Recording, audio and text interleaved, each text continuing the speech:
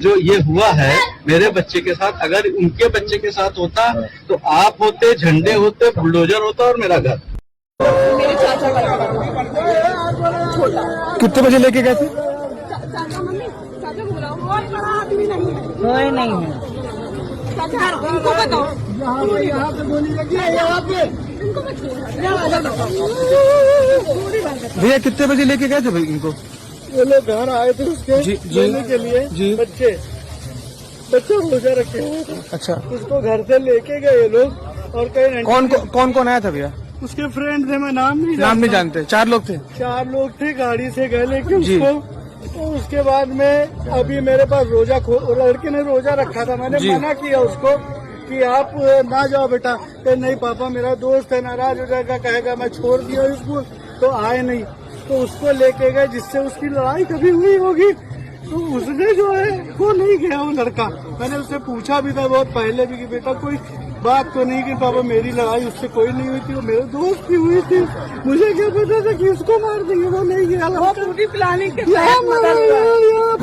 चार बच्चे इतने।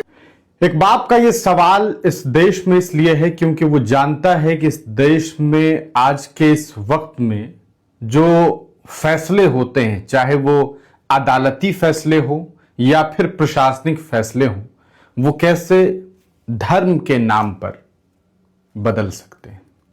आपने देखा कि किस तरीके से उनैस खान 12 साल का एक बच्चा जिसकी हत्या कर दी गई, वो रोजे से था, रोजा रखे हुआ था और अचानक उसके घर पे 2-3 दोस्त आते हैं जिसमें नवनीत होता है। नवनीत के साथ और कुछ दोस्त होते हैं और वो ये कहते हैं कि चलो बर्थडे पार्टी में चलते हैं।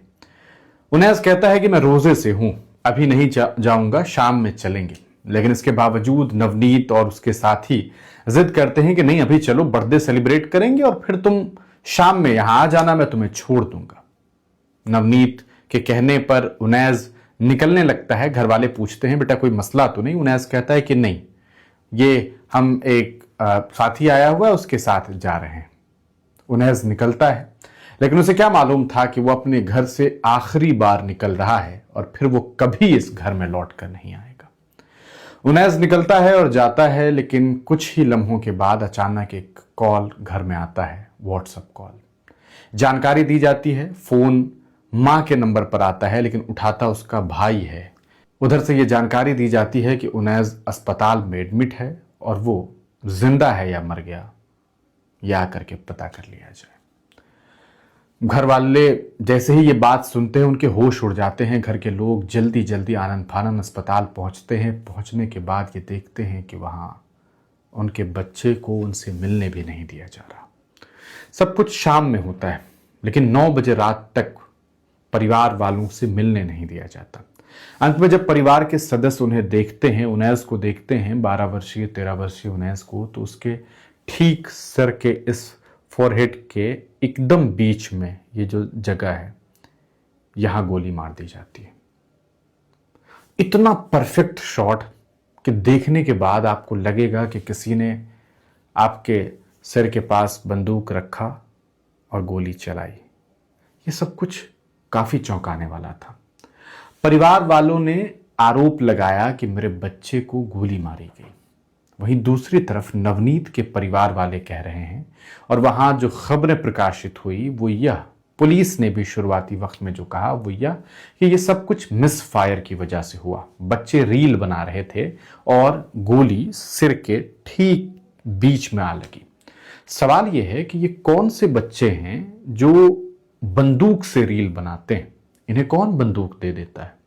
क्या ये सब कुछ वाकईतन रील बनाने की वजह से हुआ या किसी पुरानी रंजिश की वजह से नवनीत ने, उनके परिवार के लोगों ने, उनके दोस्तों ने मिलकर के उनैस को मार दिया? लोग ये कह रहे हैं कि ये सब कुछ अचानक कैसे हो सकता है। उनैस के माता पिता ये आरोप लगा रहे हैं कि उनैस को गोली गलती से नहीं बल्कि उसे जानबूझ करके मारी गई। 12 साल का वो बच्चा नन्हा रोजेदार घर से इस सोच के साथ निकला था कि चंद लम्हे दोस्तों के साथ गुजारूंगा, वापस घर लौट कर इफ्तार करूंगा।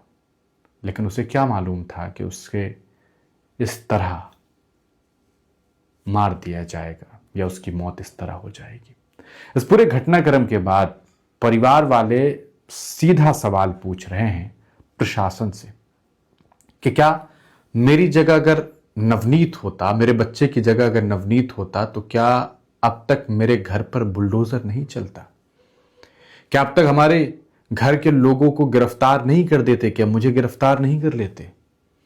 क्या मेरे ऊपर कार्रवाई नहीं होती? क्या हमारा एनकाउंटर नहीं कर दिया जाता? आप जानते हैं अभी एक शख्स है जो लगातार इस्लाम के खिलाफ बोलता है, हुजूर सल्लल्लाहु अलैहि वसल्लम की शान में गुस्ताखी करता है। उसे 2 सरफिरे ने गोली मार दी। गोली नहीं मारी, उसके पास जा करके उसे मारा और मार करके उसकी हत्या करने की कोशिश की, लेकिन वो मरा नहीं, अस्पताल में एडमिट है। लेकिन जिसने ये कृत्य किया उन दोनों को एनकाउंटर में मार दिया गया। यानी कि जो शख्स जिंदा है उसके आरोपी को एनकाउंटर में मार गिराया गया। पता नहीं वो एनकाउंटर सही था या फर्जी था, क्योंकि जिस तरह की तस्वीरें दिखाई गई उस पर सवाल खड़े होते हैं, संदेह पैदा होता है, जांच का विषय है। लेकिन सवाल यह है कि क्या उनैस के साथ जिसने ये सब कुछ किया उस पर कार्रवाई नहीं होनी चाहिए? क्या बुलडोजर नहीं चलना चाहिए? आपको याद है एक बार एक चाकू लग गई थी उस उत्तर प्रदेश में एक नौजवान बच्चे को, क्या हुआ था उसके बाद? ये सब कुछ जो हो रहा है, क्या ये सब कुछ नफरतों की वजह से तो नहीं? क्या इसके पीछे कोई साजिश तो नहीं?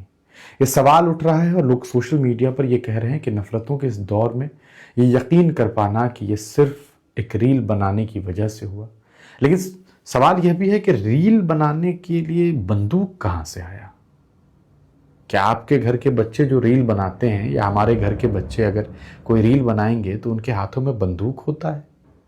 ये सवाल इसलिए है क्योंकि जो बातें बताई जा रही है वो यकीन के लायक नहीं है।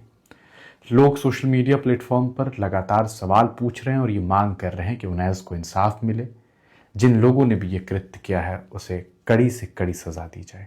आप इस पूरे घटनाक्रम को किस तरीके से देखते हैं? क्या आपको लगता है कि ये महज एक गलती थी या जानबूझ करके किसी की हत्या की गई?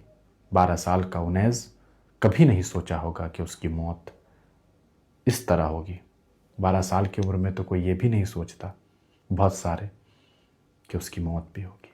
आप इस घटनाक्रम को कैसे देखते हैं? अपनी राय कमेंट सेक्शन में ज़रूर लिखिएगा और उनैस के पिता के उस लाइन के बारे में ज़रूर सोचिएगा कि अगर उनैस की जगह वो होते तो क्या अब तक बुलडोज़र नहीं चल गया होता?